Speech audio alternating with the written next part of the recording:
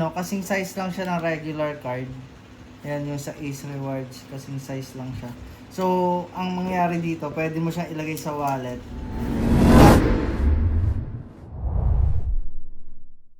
Hey guys, welcome back sa ating channel. Today, mag-unbox naman tayo nitong Ugreen Tracker Slim. Kasi kadalasan, itong wallet ko nawawala. So, ayun, itong Ugreen na to, parang magiging solution siya pag nawawala yung wallet ko.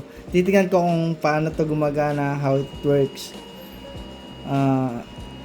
Tapos dito sa box makikita nyo, works with Samsung SmartThings. Ano yun, nag-alarm? Bagyo. May bagyo nga pala ngayon guys, ingat-ingat tayo. So, unbox na natin. So, ayan guys, unbox na natin. Paano ba to?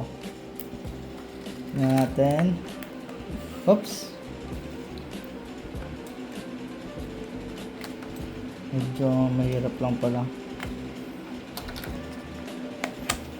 Okay. Tingnan natin nasa loob guys. Oops. So, ayan. Ito yung box niya. Agad-agad makikita mo na yung card. So,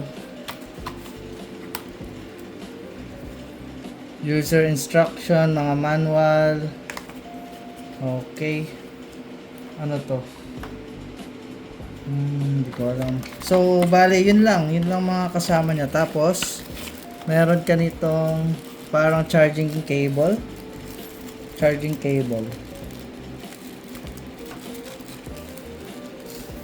So, okay guys. I-set up ko lang. Tapos, balikan ko kayo. So, ayun guys. Ito yung wallet ko. Tapos, ito yung tracker. So, hindi ko pa ito nasa-set up. Pero gusto ko lang i-try, no? Try natin. Ayun, no? Para lang siyang, kasing size lang siya ng regular card. Ayan yung sa Ace Rewards, kasing size lang siya. So, ang mangyayari dito, pwede mo siyang ilagay sa wallet. At, tapos, once na set up mo, hindi ka na mawawala ng wallet kasi matatrack mo siya via GPS. So, okay, try na natin.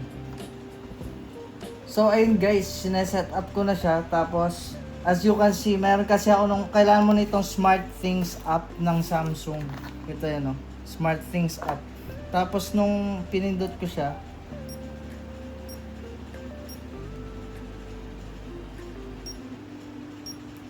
bakit lumabas na eh?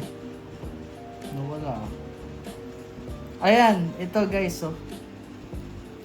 Lalabas na siya sa SmartThings app. Pindot nyo lang add. Tapos, okay, agree. Yan, na-add na siya. Ina-add na siya ng SmartThings app. Tas may instruction, press the button once. Ayan, sabi niya your Ugreen. Okay na. So, siguro lagyan ko na ito wallet. Okay na. Na-add na siya. So, ganito lang pala pag-setup nito. This is software version. Okay. Continue lang. Okay na pala. So, nandito na ako sa loob ng app. Ano kaya natin? Ayan, pag hanap mo, ayan lang siya.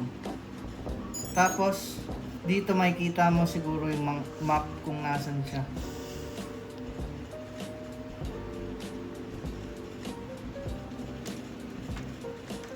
Sige, add natin. So, ayan. Kita mo sa map kung nasan siya, di ba? Tapos, ito, pwede mong gamit to, find phone or tablet, pwede mong gamit to, magri-ring yung phone tablet mo. So, sa ngayon, off ko lang yan. Tapos, ito, automations, kung meron ka ng mga smart lights or smart stuff sa bahay mo, pwede mo siyang gamitin as trigger. Ringtone volume. Pwede mong baguhin yung ringtone dito. Parang gusto ko. Oh, parang maganda to. Mas madali. Parang maganda to. Yan. Apply natin. Tadadadad! Parang... Wow. Okay, try natin. Ito siya, oh. Malakas din. So, okay. So, ayun lang guys. So, hindi na kayo mawawala ng wallet nito. Kasi nga, meron na kayo nitong tracker. Okay? So, lagay ko na to sa wallet ko. So, next time, pag ginanap ko yung wallet ko, makikita ko na. So, thank you guys for watching. Kung gusto nyo nitong smart tracker na to, mag-iwan ako ng link para sa inyo. Okay? Thank you. Peace.